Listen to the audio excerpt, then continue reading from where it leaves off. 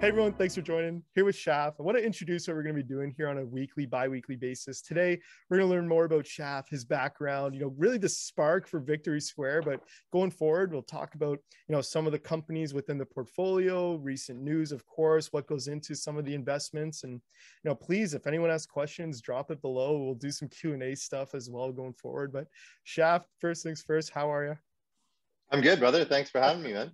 Yeah, awesome. Well, here I usually like to dive in, usually pretty early, kind of right out of school, first couple career, the career building, the building blocks, and then we'll go from there. Yeah, sounds good. Yeah, sure. Dive into it. So yeah, I started in the tech space in the mid '90s. One of those kids tinkering with computers, despite my parents telling me not to waste time on those things. They were going to get me nowhere. Thankfully, I didn't listen. And out of university, out of my dorm room, we started an online dating site. We saw how the internet was going to kind of change the way we, connected with people, how we accessed information, downloaded music and listened to music at that time. And dating was one of those things as a university student, meet girls and make money. It was kind of the perfect fit. So we started that out of the dorm room. It took off. It was one of the very early internet. What was it called, if you don't mind me asking? So it was called iFlirts.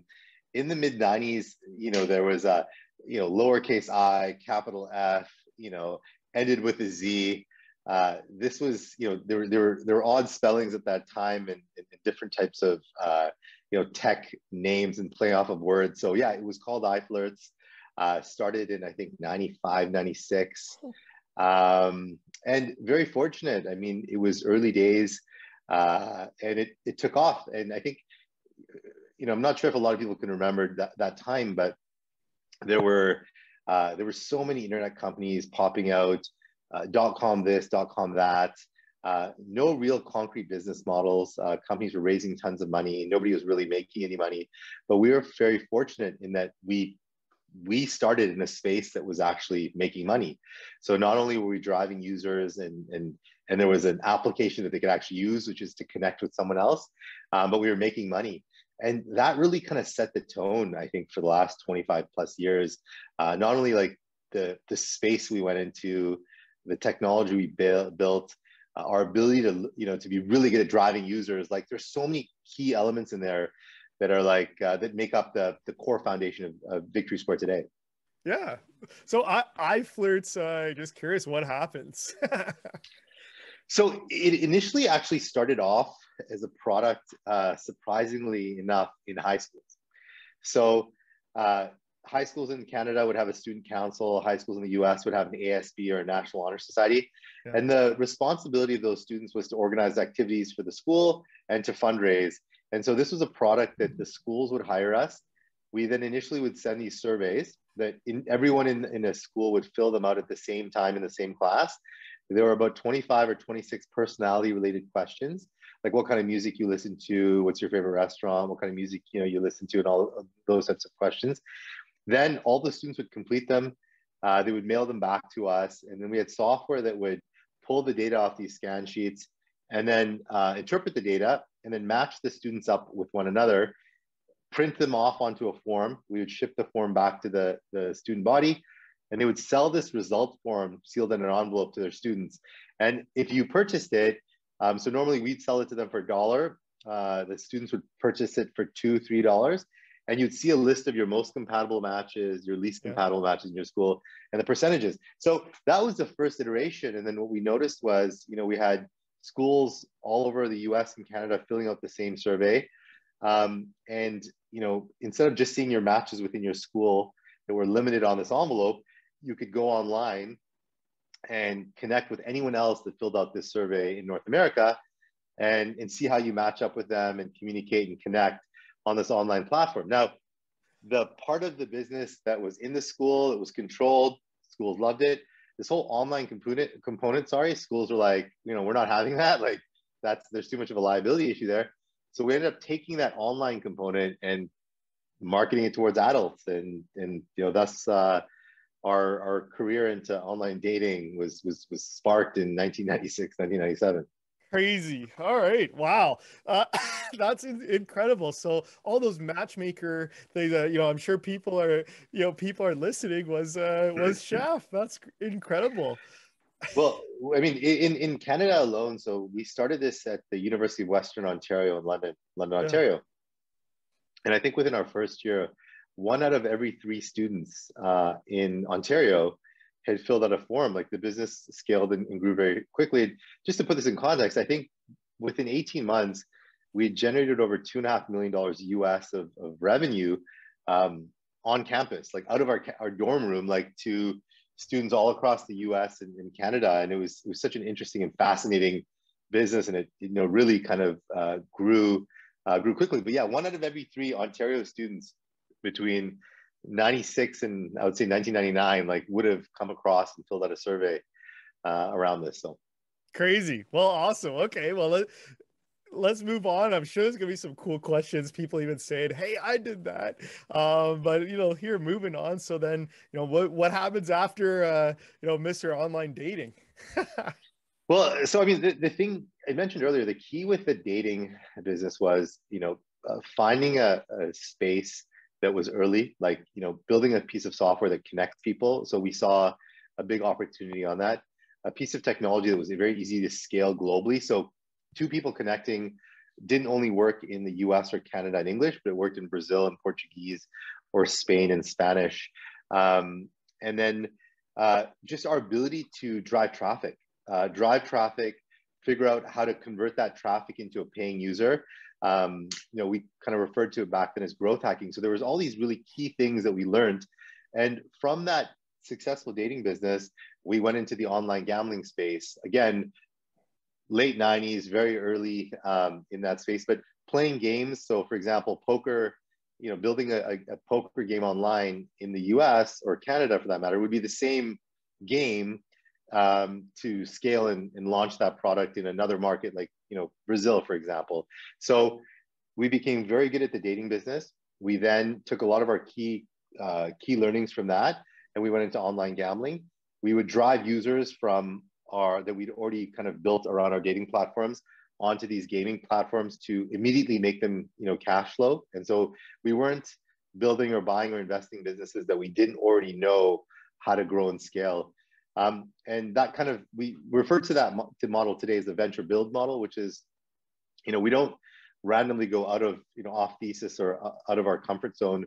We buy, build, or invest in technology that A, we think is forward looking, B, we have some competitive advantages in them. And generally there's a model to cash flow within a short period of time. So we went dating, gambling, and then again, those were businesses early on in the internet that were B2C, making money early. So a lot of innovation was happening in those spaces. So we were very fortunate that since then, and I would say, over 2 decades of being able to catch successive waves in innovation, in technology, whether it was, early .com web 1.0 years or, mobile web 0.2, or even today, people looking at crypto.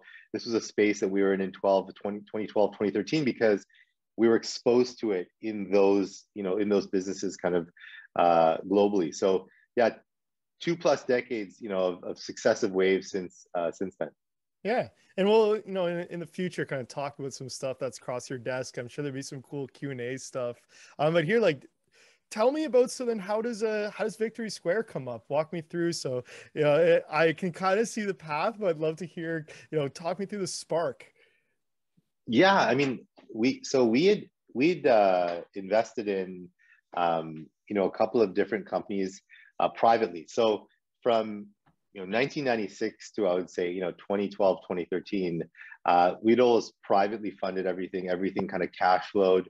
And we grew and scaled our businesses and everything was great. Around 2011, 2012, I just sold a company and retired and, moved out to Vancouver. My wife got pregnant and I needed to get out of the house. So we set up, with some partners in Vancouver, an organization called Launch Academy.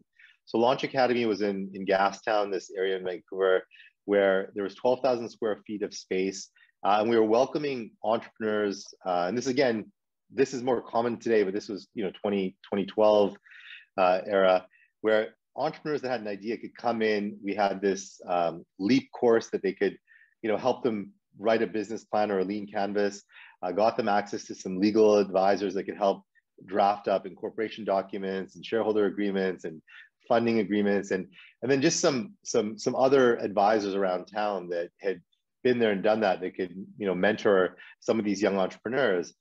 And so we'd set this up, and so for me, one, we set this up because I just needed to get out of the house, and then two, as we started to see entrepreneurs coming in, we were seeing exceptional people building things, and and I think that spark of seeing all these young people in different verticals and spaces solving pain points, and kind of rethinking the way things can be done.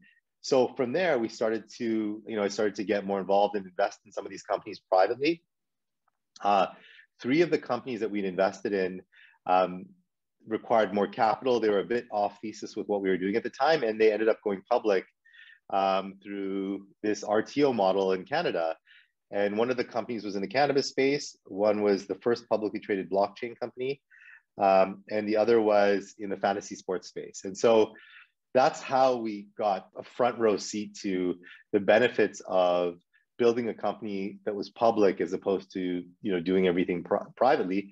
And that one company, one of those 3 companies, Fantasy 6 Sports, ended up being what Victory Sport Technologies is today. So we'd taken over the company, and we realized that me as an investor, I was very fortunate to have built this incubator and seen all these bright people.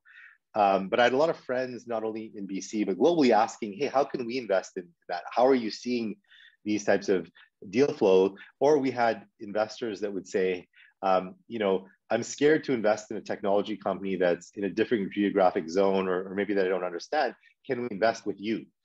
And so VST was kind of born. It was born as a public company, so that it was audited, transparent, and liquid. So being publicly traded, I had friends that could invest from Europe, the US, Canada, all over.